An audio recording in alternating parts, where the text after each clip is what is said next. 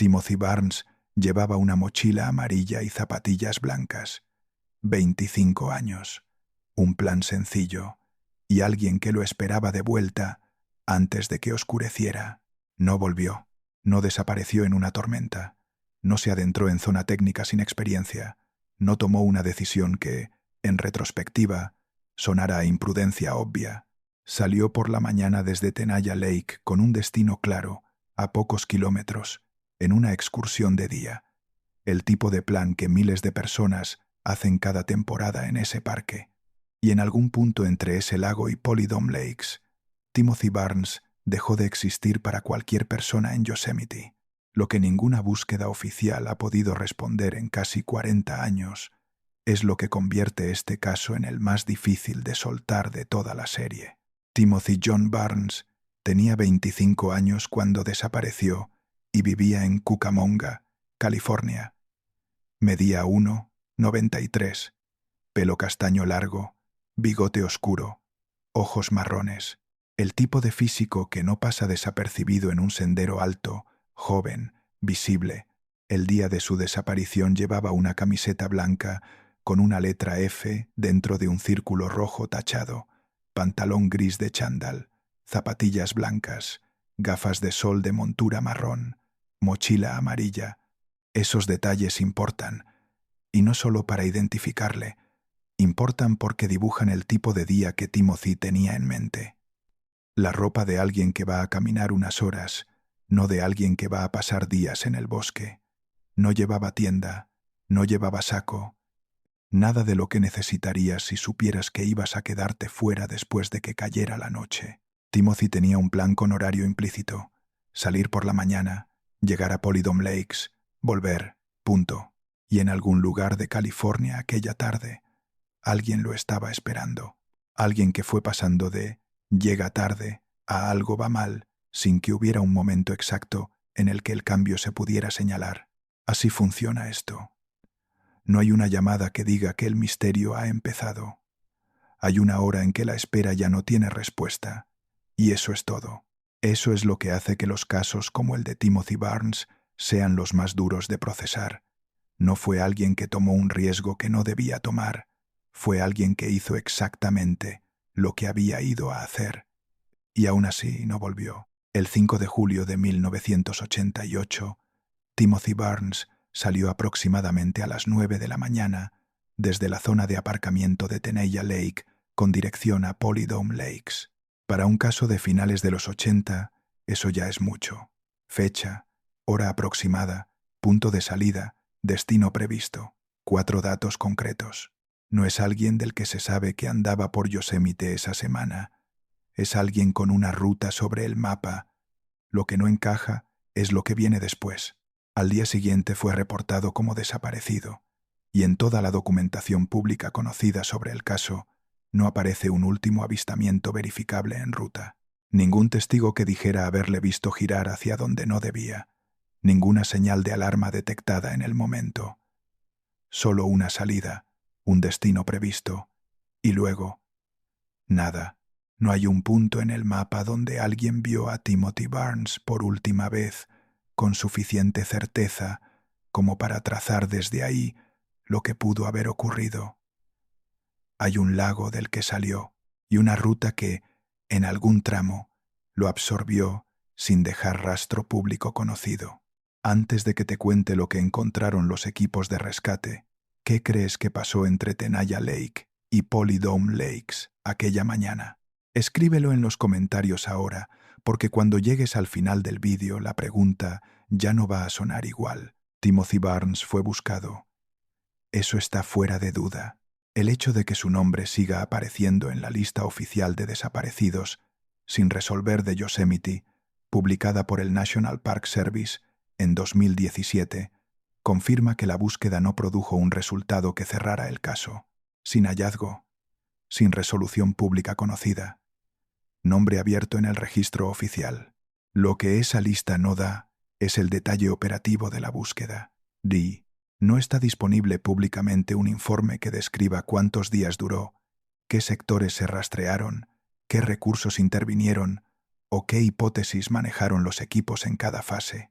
Eso no es inusual para un caso de 1988.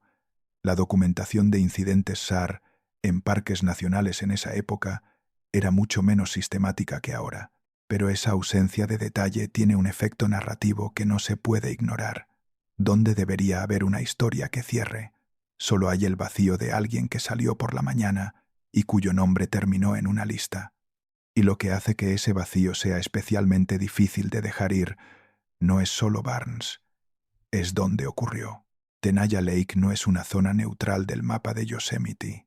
En los registros de desapariciones del parque y en la narrativa pública sobre el fenómeno Missing 411, Tenaya y su entorno aparecen asociados a varios casos que comparten una característica básica: excursiones razonables, ventanas de desaparición cortas, ausencia de hallazgos que den cierre. Barnes no es el primero en esa zona y tampoco es el último. Si te parece difícil de creer que un lugar tan conocido pueda acumular ese historial sin que nadie lo haya explicado de forma satisfactoria, comparte este vídeo, porque los expedientes son públicos y llevan décadas ahí. La primera hipótesis es la más lógica: un accidente. Yosemite tiene zonas de granito liso con caídas severas, sectores boscosos donde la vegetación densa puede ocultar un cuerpo durante mucho tiempo, y desfiladeros que no siempre aparecen en los mapas de senderismo convencionales. Un tropiezo en el lugar equivocado, una caída sin posibilidad de pedir ayuda, un golpe que no deja tiempo para nada más. Todo eso ocurre en parques nacionales y tiene explicaciones completamente mundanas. La segunda hipótesis es la desorientación. Incluso una ruta conocida puede torcerse, perder la referencia visual en un terreno que parece abierto, pero tiene cobertura arbórea densa, alejarse del sendero convencido de ir en la dirección correcta, intentar corregir y empeorar. Es uno de los patrones más documentados en los estudios de búsqueda y rescate del parque. Ninguna de las dos hipótesis requiere nada extraordinario. Ninguna es absurda.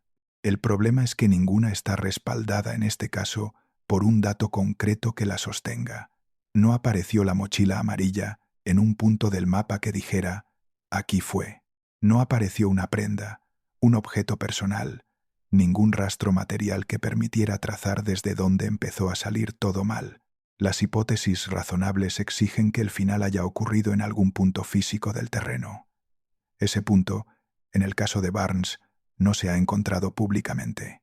Y en ese hueco entre la explicación plausible y la ausencia total de evidencia concreta es donde este caso se instala.